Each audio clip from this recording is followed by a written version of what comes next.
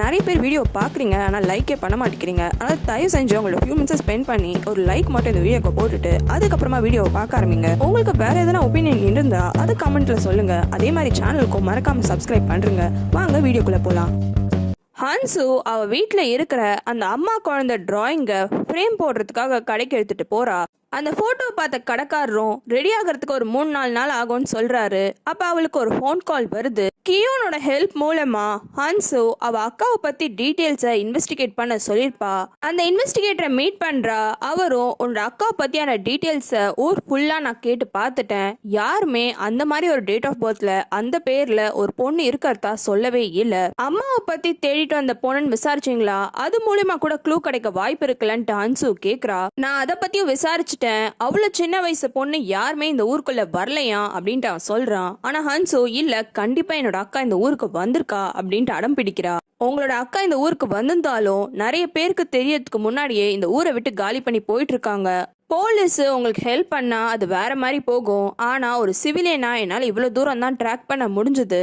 இந்த இன்வெஸ்டிகேட்டர் அடுத்து கியோனை தான் மீட் பண்ணி இதே விஷயத்த சொல்றான். அப்ப அந்த நியூஸ் பேப்பர் ஆர்டிகிளையும் காமிச்சு அன்னைக்கு இந்த கார் ஆக்சிடென்ட் நடந்தப்போ இன்னொன்னு ஒரு பில்டிங்கும் விழுந்துருச்சு. அதனால எல்லா நியூஸ் பேப்பர்லயும் அந்த பில்டிங்கை பத்தியான நியூஸ் தான் இருந்தது. இந்த ஒரே ஒரு பேப்பர்ல தான் இத பத்தியான ஆர்டிகிளா சின்னதா போட்டிருக்காங்க. நீங்க பொய்யா நியூஸ் பார்த்துதான் சொன்னது. மேபி அதனால லோக்கல் பேப்பரா இருக்கும். சரி, நான் கேட்ட விஷயம் என்னாச்சு அப்படின்ட்டு கேட்குறான். இவன் ஏதோ இந்த இன்வெஸ்டிகேட்டர்கிட்ட தனியாக ஒரு விஷயம் கேட்டிருப்பான் போல இருக்கு. அது மூலயமா அந்த இன்வெஸ்டிகேட்டரும் ஹன்சோட அக்கா படித்த ஹை ஸ்கூலுக்கு நான் போய் விசாரிச்சேன். அவள் கொஞ்சம் மாசம் தான் ஹை ஸ்கூல் வந்திருக்கா. அவளோட ஃப்ரெண்ட்ஸையும் நான் தேடிட்டு தான் இருக்கேன். ஆனால் அவங்களுக்கும் அவளோட அக்காவை ஞாபகத்துக்கு இருக்கணும். கொஞ்சமே கஷ்டமான விஷயம் தான் அப்படின்ட்டு சொல்றான். சரி, ஹன்சு பார்க்க சொன்ன விஷயம் என்ன ஆச்சுன்ட்டு கேட்குறான். அதில் எந்த யூஸுமே கிடையாது. யாருமே அந்த பேரில் இந்த ஊர்லேயே கிடையாதுன்ட்டு சொல்கிறான். அதுக்கப்புறமா திருன்னு முழிக்க ஆரம்பிச்சிடுறான். என்னன்ட்டு இவன் கேட்டோன்னே, நான் ஹன்சு கிட்ட அவளோட அக்காவோட ஃப்ரெண்ட்ஸை தேடுறன்ற விஷயத்த சொல்லல. நீ பண்ணது நல்ல விஷயம்தான். நம்ம தேவையில்லாம ஹன்சுக்கு ஃபால்ஸ் ஹோப் கொடுக்க கூடாது.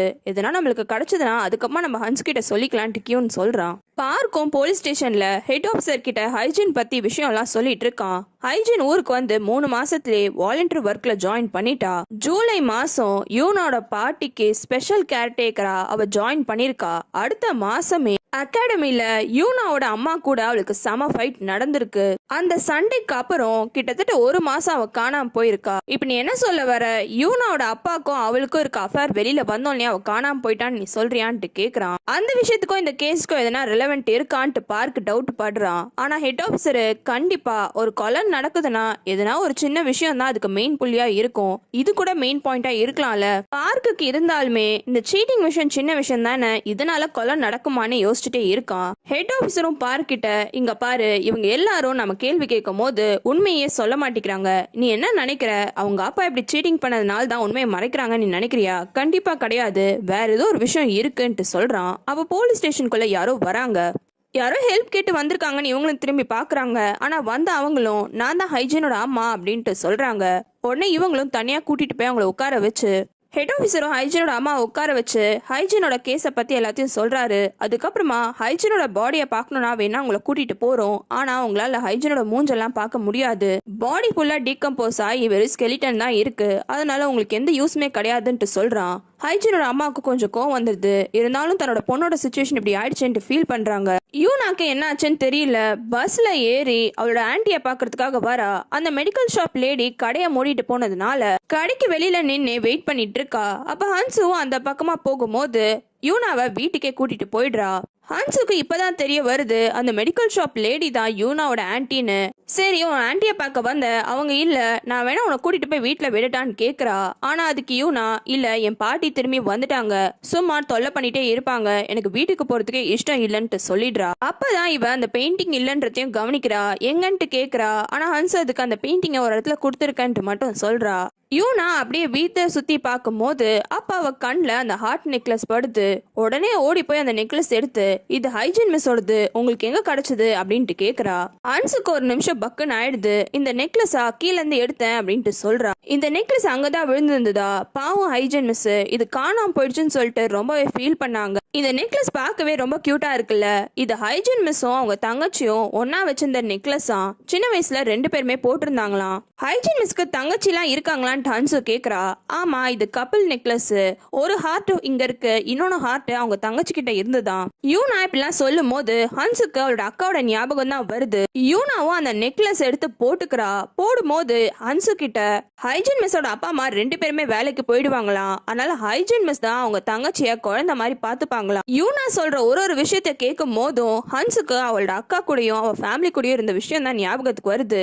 யூனாவும் செயினை போட்டுட்டு நல்லா இருக்கா அப்படின்ட்டு கேக்குறா. ஆனா ஹன்சு ஹைஜின் மிஸ்ஸோட தங்கச்சி இப்ப எங்க இருக்காங்க அப்படின்ட்டு கேக்குறா. இந்த நெக்லஸ வாங்கின கொஞ்ச நேரத்திலேயே ஹைஜின் மிஸ்ஸோட தங்கச்சி கார் ஆக்சிடென்ட்ல இறந்து போயிட்டாங்களாம். அப்ப அவங்களுக்கு வெறும் 5 வயசு தானா. ரொம்பவே பாவம் இல்ல ஹைஜின் மிஸ். அதனால தான் இந்த நெக்லஸ் தொலைஞ்சோடனே ரொம்பவே பதறி போயிட்டாங்க அப்படின்ட்டு அவ சொல்றா. யூனா சொல்ல சொல்ல ஹன்சுக்கு லைட்டா ஹைஜின் தான் ஒருவேளை நம்ம அக்காவான்ற டவுட்டே வந்துருது. கழுத்துல போட்ட நெக்லஸ நான் எடுத்துட்டு போறேன்ட்டு யூனாவும் சொல்லிட்டு கிளம்பிடுறா. ஹன்ஸும் அடுத்த செகண்டே போலீஸ் ஸ்டேஷனுக்கு தான் வரா. அப்படியே வரும்போது டோரை திறந்துட்டு ஒரு லேடி வெளியில வராங்க. அதாவது ஹைஜினோட அம்மா. பார்க்கு ஹன்சுவை கவனிக்கல. அதுக்கம்மா தான் கவனிச்சுட்டு அதான் ஹைஜினோட அம்மா டெட் பாடியை ஐடென்டிஃபை பண்றதுக்காக வந்திருக்காங்க அப்படின்ட்டு அவன் சொல்றான். இவங்க தான் ஹைஜினோட அம்மான்னு தெரிஞ்ச உடனே ஹன்சு அதுக்குள்ள ஓடி போயிட்டு நீங்க தான் ஹைஜினோட அம்மாவா, ஹைஜினுக்கு யாரா தங்கச்சி இருக்காங்களா அப்படின்ட்டு கேக்குறா. எனக்கு ஒரே ஒரு குழந்தை தான், அது ஹைஜின் மட்டும் தான் அப்படின்னு அவங்களும் சொல்லிடுறாங்க. அதுக்கப்புறமா போலீஸ் ஸ்டேஷனுக்குள்ள போயிட்டு ஹன்சுவும் நான் இப்ப மிஸ்ஸிங் பர்சன் கம்ப்ளைண்ட் தந்தா எப்படி ஆக்ஷன்லாம் நடக்கும்ட்டு கேக்குறா.